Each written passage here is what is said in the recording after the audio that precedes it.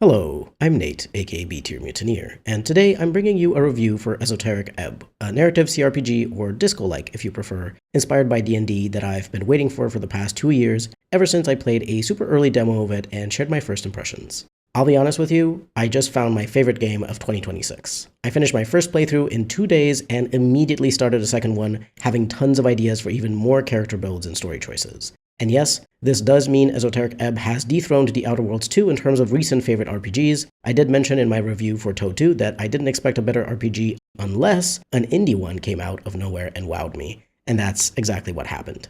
Anyway, even though Esoteric Ebb is one of my favorite games, I will still discuss both the positives and negatives in my review. No game is perfect, so of course there will still be a few things I wish had been done differently, even if I personally love it.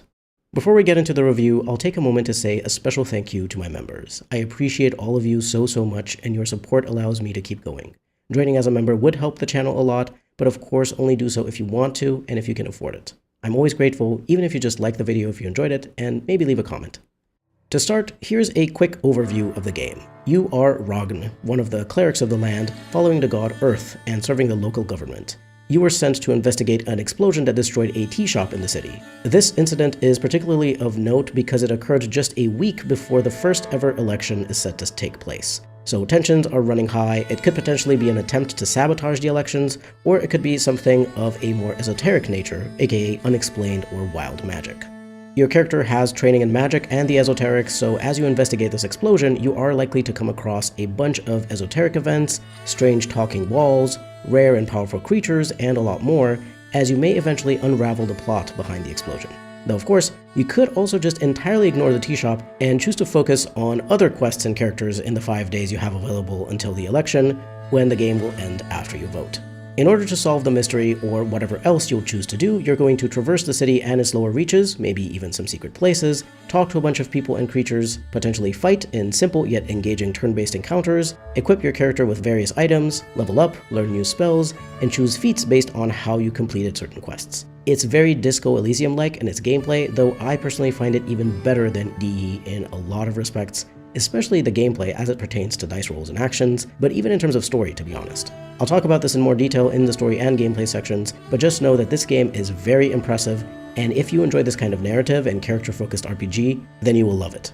Esoteric Ebb was primarily developed by one person, Christopher Baudegard, but there absolutely are other credits for art and music and programming, plus the game was picked up by Raw Fury for publishing, which also helped with QA and the like. Christopher Baudegard took about 8 years to make this game though, and I just want to shout that out as an incredible achievement. I can feel all the care and passion he poured into it, and I feel extremely lucky to be able to experience this labor of love. So thank you, Christopher, for making this game for yourself and for us. Let's get into the meat of things, the most important thing for me by far, the story and writing. I won't be spoiling anything to do with the story, either the main quest or any secondary ones, so feel free to keep listening here about my thoughts about the writing on the whole. There may be some contextual spoilers in the video itself because it's footage from the first few hours of the game, but I've made sure to remove anything related to the main quest. If you want zero spoilers, then don't watch the video and just listen to my review. I personally don't think there should be anything super surprising in this footage, so in my opinion you're fine to watch, but it's up to you.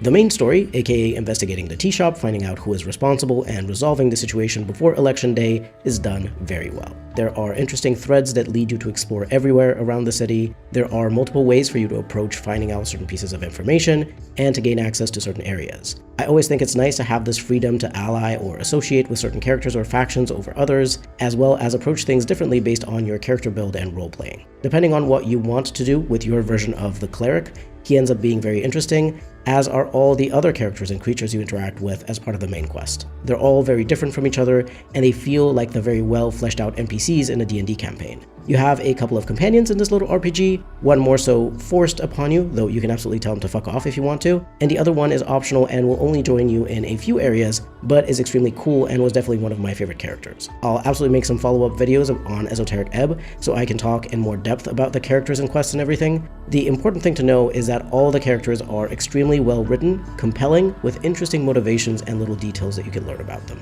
But what I love most of all perhaps about this story is that it's nicely tied into who the cleric is and what his backstory is. His choices about how he sees himself and the world around him are at the core of how the story progresses and how the events are colored in the eyes of the player. It's not just an external story or mystery that you're interacting with as a detective, you're actually an active participant in shaping yourself and your perspectives, shaping other people's opinions, and shaping the future of the city. So who you choose to be is integral to the main story, which is always something I love to see when it comes to these character-focused RPGs. I would say in a way this is even better than the main story of Disco Elysium, mainly because I think the pacing is done a lot better, especially because there are far less linear sequences. There is still a slightly linear portion of the game which acts as the climax if you choose to follow the main quest to its conclusion, but it's nowhere near as long as the whole ending bit in Disco Elysium. It's maybe 30 minutes long if you take the time to read through all the dialogue and process everything, and this is by far the only part of the story that does feel a little longer and linear. In comparison, in Disco Elysium, there were quite a lot of portions of the game that felt like they dragged on, even in your first playthrough, like going between the Hardy Boys and Glacier, or the entire trip to the island, which was so slow and honestly for not much narrative effect. Whereas this 30-ish minute climax of Esoteric Ebb feels like the perfect climax to the main story, and it doesn't overstay its welcome. It also has some very cool visual moments which add to the emotional impact of what's happening on top of the stellar writing. The only thing that sort of slows down the pacing and makes it a bit wonky at times is that you have to walk a lot to the transition points of each area in the city, and some areas are a bit more complicated to get to because you can only access them from a single transition point. The world is designed in such a way that some areas feel a bit more confusing, so you may not always remember how to get back to a specific place you were in earlier. I'll discuss that later in the world and exploration section, but know that the pacing of the story itself is extremely well done, even if the walking around messes with it a bit. I also want to mention that the writing style itself is perfect for what Esoteric Ebb is trying to be, at least in my opinion. It's very much in the style I expect from a D&D game and from a disco-like. It straddles that line between fantasy and personal, political just right, and has a good balance between information and emotion. Occasionally, I felt a bit bombarded by world building, especially because the game isn't voice acted, so I'll be honest, my eyes glazed over a ton of the lore and I skipped through a bunch of the details of the history and geography and whatnot. But to be fair, that information is there if you want it, but it isn't strictly necessary for you to enjoy the story. I'm sure some people will like having the extra details if they're big fans of fantastical lore and world building, but don't feel like you have to read all of it. In terms of emotion, there's a great variety of emotions stirred by the scenes, which are funny and sad and frustrating. There's things that make you annoyed or angry at certain characters, and things that are deep and make you stop for a moment and think about the world and everyone in it.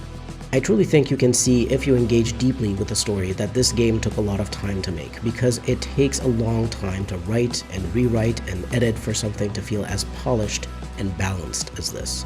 So I am in fact very glad that this game took about 8 years to make, because it has resulted in extremely high quality writing and very high quality everything else too. I remember in the earliest demo I played a couple of years ago that I was not super impressed by the writing at the time. I thought that some of it was trying too hard to be funny, and it ended up making me cringe because it went too far in that direction. But I'm happy to report that any such moments of forced humor have disappeared, and every single interaction I've had in the game has felt good. When something was funny, I smiled or laughed genuinely, so I'm extremely happy with the writing style of Esoteric Ebb. I'm sure that over time Christopher has found his voice and style and refined all little edges that remained into something that I'm sure he's incredibly proud of. And I hope he is proud, because this is by far some of the best writing I've ever seen in a video game, right up there for me with the very few games I consider to have top-tier writing, which are Disco Elysium, Pentiment, and Dragon Age Origins. And frankly, this often has better writing than all three, and that's saying something since those are my favorite games of all time.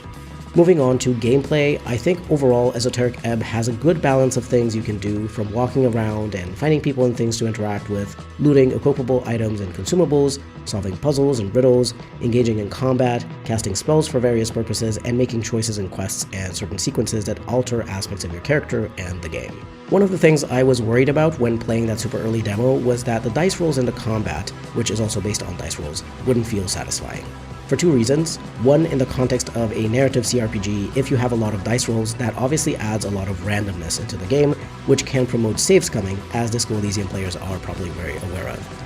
Two, in tabletop RPGs, combat tends to last quite a long time, but it doesn't necessarily feel bad if it does, because it's in a social context of interacting with other people and everyone having fun together at the table. When you're the only one interacting with combat and you have to wait for a bunch of dice rolls to resolve, and you have to keep going at it turn after turn after turn, it can start feeling tedious. I'm aware there's a lot of people who enjoy turn-based combat, but for me, it needs to be quick and simple enough so as to not become overwhelming and frustrating. and I'm happy to report that Esoteric Ebb does a great job with both of these points in its current iteration. The biggest issue Disco Elysium had by far was that there was an extremely limited amount of times you could unlock a failed skill check. You could only do it by leveling up and putting a point into the relevant skill, though you had a leveling cap for skills, or by doing some sort of action in the game that would unlock that specific check. The first option was guaranteed, but as I said, limited by the fact that you could only level up a skill so many times, not to mention that there's only so much XP you could gain. The second option was free, but vague in the sense that you didn't really know what you needed to do in order to unlock that specific check. Esoteric Ebb makes things much easier. If you fail a skill check that you are able to retry, you have two options. One, you wait until you've had a long rest and the next day you'll be able to try it again. Two, you use a consumable item called a Shard of Jor, which immediately unlocks the check. There's quite a lot of Shards of Jor that you can find over the course of the game, and you can even buy some from the merchant in the city. These are both limited sources of unlocking failed skill checks, but they are both reliable. Plus, with the way that the narrative of the game is designed, most of the times the skill checks that you will want to retry are not actually part of the main quest. They're just related to secondary quests or discovering secrets, so there isn't a way to get soft-locked in the main quest due to failing a check that you need to succeed, at least not that I've seen. For the combat, it used to feel a lot longer and more tedious when I played that early demo. I specifically mean the fight against the zombie in the room you wake up in. Not a spoiler, it's literally in the first room and not really relevant for much. Not sure what was changed about combat, but it feels very fun and interesting to engage with now. Each action you take feels impactful, and even failures move you forward to some kind of resolution.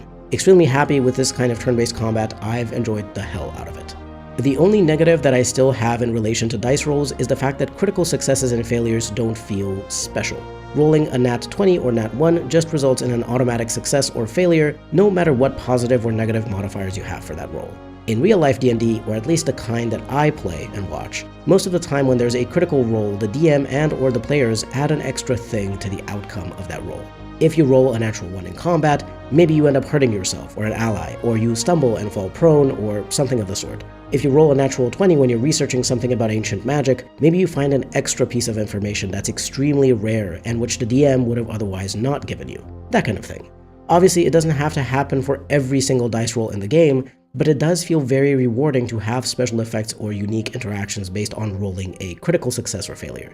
I'm aware of the fact that this is much harder to do in a video game than it is in real life, where the DM and the players can just improvise something on the spot without much effort. In the video game, you have to write and code and make art and animations and everything for these special interactions, so I wouldn't want every single dice roll to have unique outcomes for natural 1s and 20s, but I do think it would make things very interesting if there are a few such special sequences sprinkled around in the game, especially when it comes to dice rolls that are already interesting either because they're part of the main story or because they're related to an interaction with a powerful character or creature or item. If I ever actually get off my ass and make a narrative CRPG of my own, I definitely want to add a few of these. I think they would feel special to players who come across them when they get super lucky or unlucky with their dice, and it will just add a more unique feeling to their playthrough, something memorable that they can talk about with their friends or share with the community online. As part of gameplay, I also have to talk about the items you can find and equip or use as part of the campaign. I admit I felt quite overwhelmed by the sheer amount of items that ended up in my inventory, and this was with me sometimes choosing to not loot certain things as part of role-playing my character. The consumables were okay because they stack, although I do think there were far too many of them for me. I never ended up using a single potion of healing because I mostly just healed myself by eating apples, pastries, mushrooms, and also casting Cure Wounds while in combat. And there were a lot of these food items, so the potions just sat there in my inventory for no reason. I wish that I could have sold some of these at least, so that I could buy something interesting or more useful from the merchant, like a few equipable items I ended up not having enough crowns to buy, or more Shards of Jor, so that I could retry a bunch more skill checks for secondary quests. I won't complain too much about having too many consumables, especially for healing, because I'm aware that I might be more experienced in playing a D&D game and a disco-like. It's entirely possible that a less experienced player who wants to be able to enjoy the story might find these extra items crucial. And so because these items stack, I don't mind that I have so many of them in my inventory.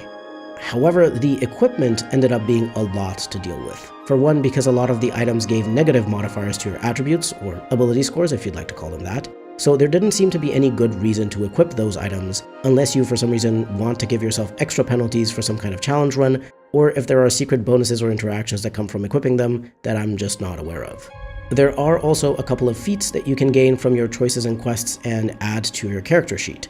These feats increase the positive modifiers you get from a certain item type, while also being supposed to decrease the negative modifiers. Well, instead of decreasing the negative modifier, aka going from -1 to 0, which is what I assumed would happen, this feat actually made the negative modifiers on those items worse, aka going from -1 to -2.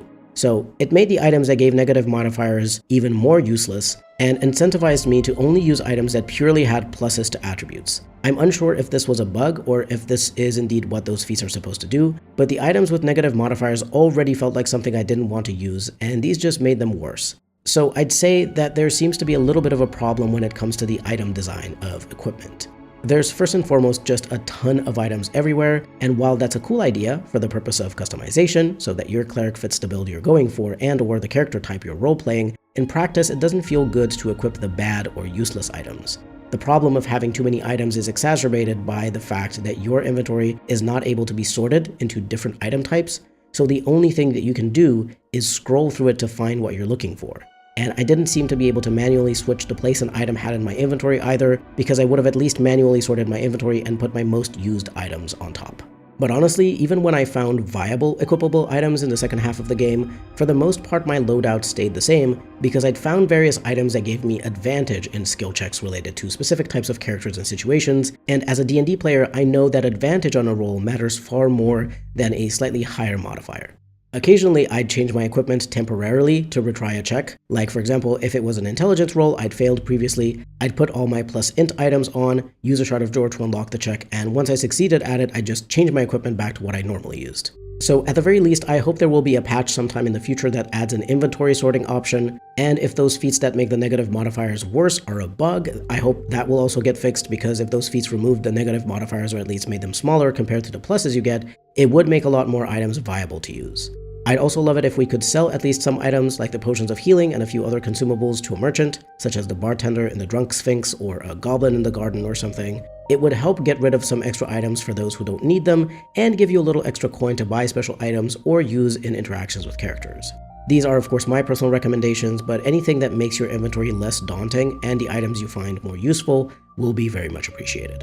Moving on to progression. As this is an RPG, this is a fairly important element, even though obviously this is slightly less important here than in a more combat-focused RPG. There's really only a few things that add to your character's progression, and I think that's a great choice to keep the game focused on what's important, which is your character's journey through the story. You can level up. You start at level 1 and the maximum level is 6, which you can very comfortably reach by the time you get to the climax of the main story if you engage with some of the secondary quests. You don't have to do all the side quests though. I certainly didn't even discover all of them in my first playthrough because I wanted to keep secrets that I could find in later playthroughs based on role-playing choices. Whenever you level up, you can add 1 point to one of your attributes, and you may also gain an additional spell slot of a certain level based on what clerics usually get in D&D, I think. Haven't played a cleric in a long time, so I don't remember all that well, and don't know how faithful the adaptation is in Esoteric Ebb. You'll also be able to prepare more total spells. Speaking of spells, learning new spells is also part of progression, but you don't gain them just by leveling up. You can find spell scrolls that you memorize as you're more of an arcane cleric, which functions more akin to a wizard in the sense of spell memorization. You can be taught a spell by an NPC, or they can also give you a spell scroll. And you do of course start with a few spells that you know. Overall this is great, as it feels very nice to gain access to new spells as you explore the city and progress through various quests and find secret locations and such. However, I do have a negative I need to talk about here. I found that some spells were pretty much useless, in particular the ones related to healing yourself and your companions, giving your party extra hit points, or protecting yourself from damage. I'm not sure if this was because I had a character with a high constitution score, and so because of that I had a lot of HP and didn't really need anything more than casting Cure Wounds on myself during combat. It could be that, or it could be that I got super lucky with my dice rolls in combat, or else that I haven't discovered some super difficult combat encounters where some of the spells would be necessary. I'm not sure, but at some point I just entirely stopped preparing spells like Crusader's Mantle, Aura of Vitality, Prayer of Healing and such, especially because I found far more useful spells that aided me in exploration, in finding secret areas, or which allowed me to interact more deeply with NPCs or objects I otherwise wouldn't have been able to. Stuff like comprehend languages, speak with animals or plants or dead, detect secrets, etc.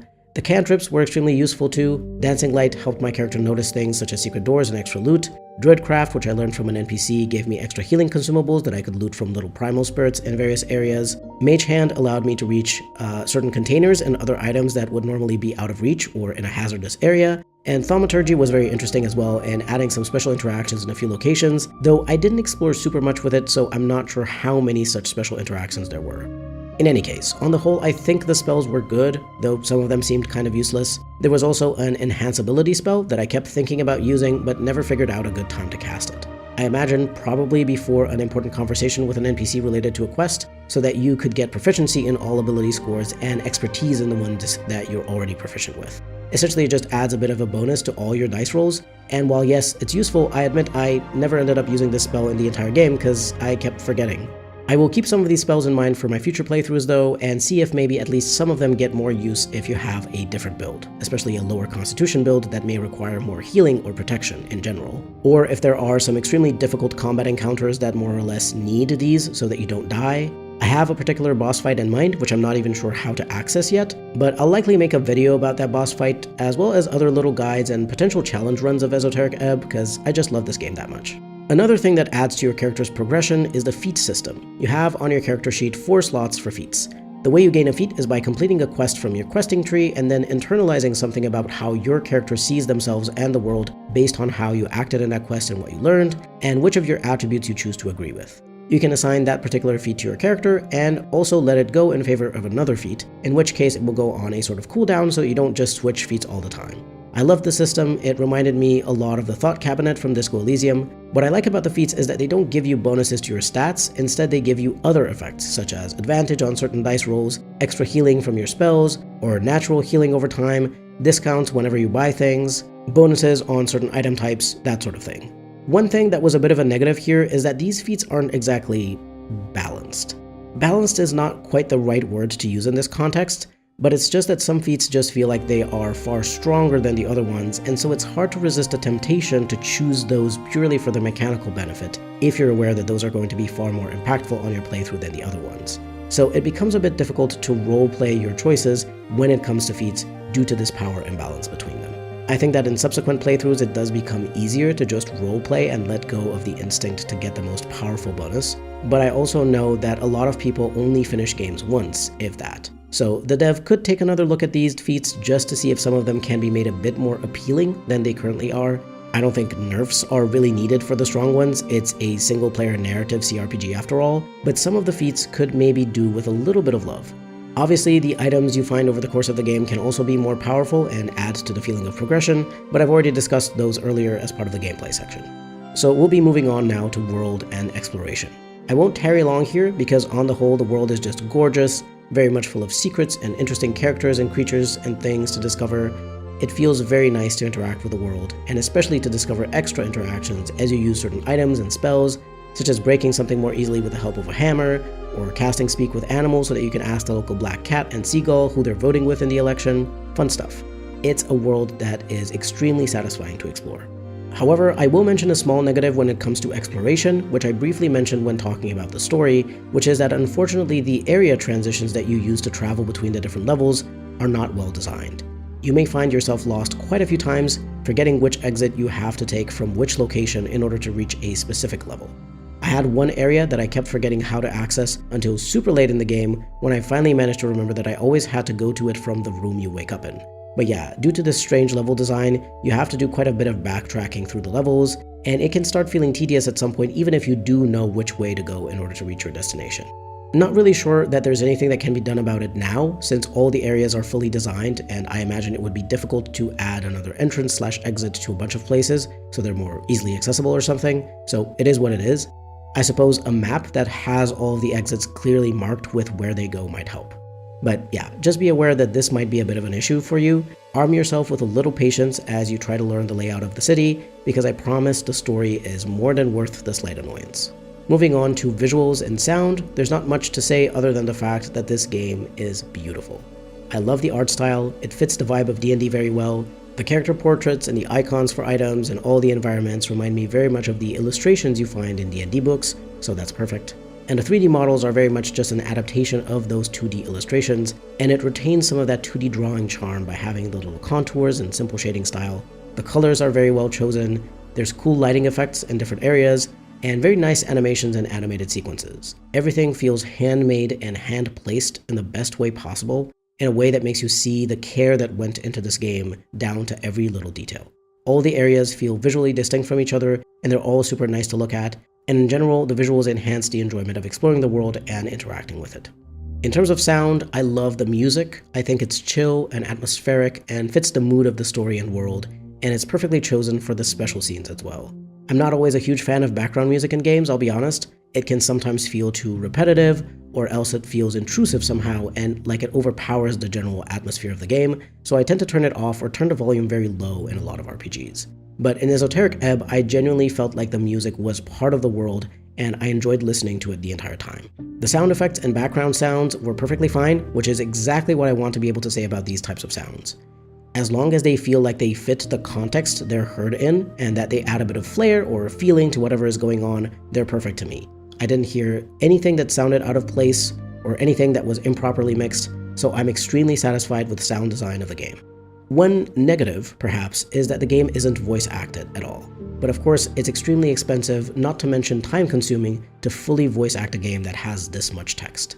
I do still think some people will be put off the game due to the fact that it isn't voice acted, and I know what some of you might say. Most players end up skipping through dialogue much faster anyway before the dialogue ends, so why would it need to be voice acted if people are just going to skip through it? Well, in my experience, I know that hearing even just the first few words, or a sentence or two of the text, helps me focus on reading it more easily. So yes, even if I finish reading faster than the voice line itself and skip to the next bit of text, having that audio did very much help me stay focused and present while reading. And of course, it's also more immersive when you're able to associate a particular voice with a certain character or creature. I do hope the dev might look into this as an option for the future, maybe for a final cut version of the game similar to what Disco Elysium did. That is, if Esoteric Ebb ends up being successful enough for it to be worth adding voice acting to it. I hope it is, because it's a fucking masterpiece of a game in my opinion, but we'll have to wait and see. With this, we've reached the conclusions, where I'll talk about a couple more miscellaneous things before delivering my verdict on the game, though you already know I love it. In terms of performance, I had no issues whatsoever, no crashes, no freezing, no long load times between areas, no bugs that I could personally notice other than the potential bug related to those feats that were supposed to reduce the negative modifiers but instead made them worse. Overall, the game felt extremely polished, and I'm very happy with the technical state that it's in right now. The price is at $25 or euro, which is perfectly reasonable. I got it at a 10% discount because it's a launch week discount. Honestly, I would have been happy with an even slightly higher price than this, like 30 or even 35, because it's actually a pretty big game. I'd say very similar to Disco Elysium in terms of length and amount of content, but maybe if there's going to be a voice-acted edition of it later on, that one could have a slightly higher price. As it stands, this is a cheap price for the extremely high-quality game you're getting.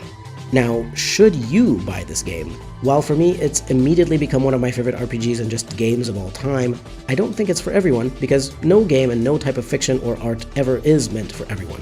So this game is for you if you like narrative CRPGs like Disco Elysium, Planescape Torment, Sovereign Syndicate, Rue Valley, and the like.